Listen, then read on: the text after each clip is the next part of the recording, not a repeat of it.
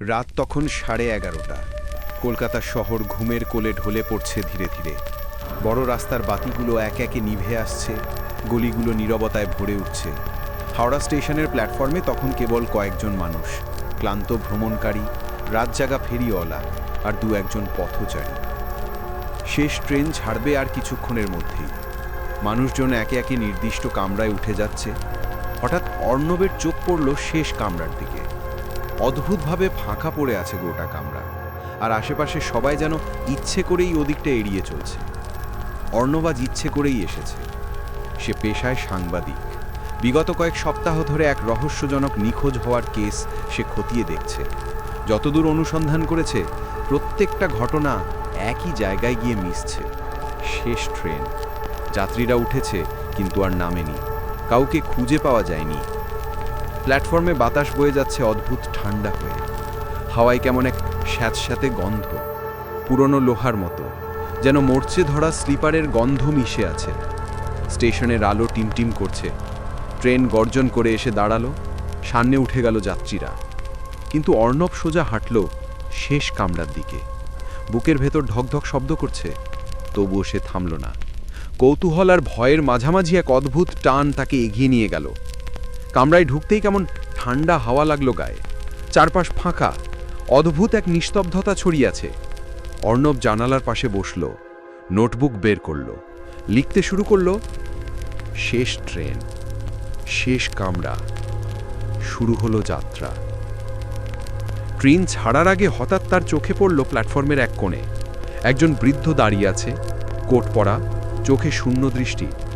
অর্ণবের দিকে একদৃষ্টে তাকিয়ে আছে, ঠোঁটে অদ্ভুত হাসি। ট্রেন ছাড়তে সেই বৃদ্ধ ধীরে ধীরে অন্ধকারে মিলিয়ে গেল।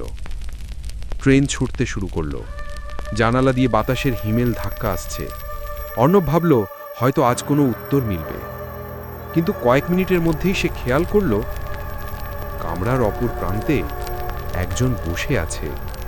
অদ্ভুতভাবে বসে থাকা এক নারী, কালো শাড়ি, চুল মুখ ঢেকে রেখেছে।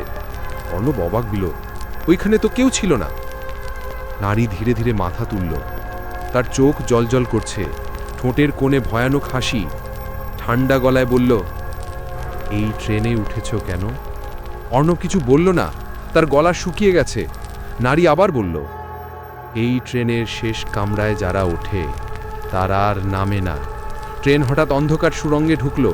সব আলো নিভে গেল, কেবল নারীর চোখ দুটি অদ্ভুত আলো ছড়াচ্ছে, আর চারপাশে ফিসফিসি আওয়াজ, যেন অজস্র অচেনা কণ্ঠে একসঙ্গে কিছু বলতে চাইছে। শব্দগুলো স্পষ্ট নয়, কিন্তু গায়ে কাঁটা দিচ্ছে। অর্ণব বুঝল আজ রাত কেবল ট্রেন যাত্রা নয়, আজ সে ঢুকে পড়েছে এক অভিশপ্ত যাত্রায়। ট্রেনের কামরা যেন জমে গেল। অন্ধকারের মধ্যে কেবল নারীর চোখ দুটি জ্বলজ্বল করছে। অর্ণব নোটবুক শক্ত করে ধরে বসে আছে, বুকের ভেতর কেমন শূন্যতা জমে যাচ্ছে। হঠাৎ ফিসফিসি আওয়াজ আরও স্পষ্ট হতে লাগলো। মনে হলো যেন চারপাশে অদৃশ্য যাত্রীরা বসে আছে। আসনের ফাঁকা জায়গা কাঁপছে, যেন কেউ অদেখা শরীর নিয়ে নড়ছে। জানালা কাঁপছে, বাতাসে অদ্ভুত গন্ধ, পুরনো কাঠ, মরচে ধরা লোহা, আর কোথাও যেন লাশের পচা গন্ধ। নারী ধীরে ধীরে উঠে দাঁড়ালো। তার চুলের ফাঁক দিয়ে গলা দেখা যাচ্ছে, সেখানে দাগ, যেন দড়ি দিয়ে শক্ত করে বাঁধা ছিল এক সময়। সে ধীরে ধীরে অর্ণবের দিকে এগিয়ে এলো। ঠান্ডা বাতাস আরও ঘন হলো। তুমি উত্তর করনি, নারী ফিসফিস করে বলল। এই ট্রেনে কেন উঠেছ? অর্ণব কিছু বলল না, তার গলা শুকিয়ে গেছে। নারী আবার বলল, আমি জানতে চাই, যারা হারিয়ে গেছে তারা কোথায় গেল? নারী হেসে উঠল, হাসিটা তীক্ষ্ণ আর শূন্য। কামরার চারপাশে যেন প্রতিধ্বনি হলো সেই হাসির, আর সঙ্গে সঙ্গে ফিসফিসি আওয়াজ চুপ করে গেল। হারিয়ে যায়নি, নারী বলল, তারা এখানে আছে। অর্ণব ঘাড় ঘুরিয়ে দেখল কামরার প্রতিটি ফাঁকা আসনে এখন ছায়া বসে আছে, অস্পষ্ট অবয়ব, চোখ নেই, মুখ নেই, তবু তাদের দৃষ্টি যেন তার দেহ বিদ্ধ করছে।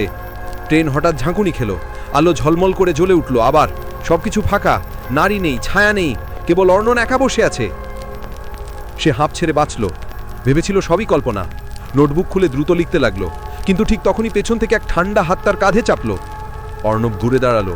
তার পেছনে বসে আছে একজন বৃদ্ধ, সেই একই বৃদ্ধ যাকে সে প্ল্যাটফর্মে দেখেছিল। চোখে শূন্যতা, ঠোঁটে শীতল হাসি। তুমি উত্তর খুঁজছ? বৃদ্ধর গলা ফিসফিসে, তবু স্পষ্ট। অর্ণব কিছু বলতে গিয়ে থেমে গেল। তাহলে এসো, আমি দেখাই। কথা শেষ হতেই ট্রেন আবার ঝাঁকুনি খেল। চারপাশ অন্ধকারে ঢেকে গেল। জানালার বাইরে আলো নেই, শুধু ধোঁয়া আর অদ্ভুত ছায়া। বৃদ্ধ আস্তে আস্তে হাত বাড়িয়ে দিল।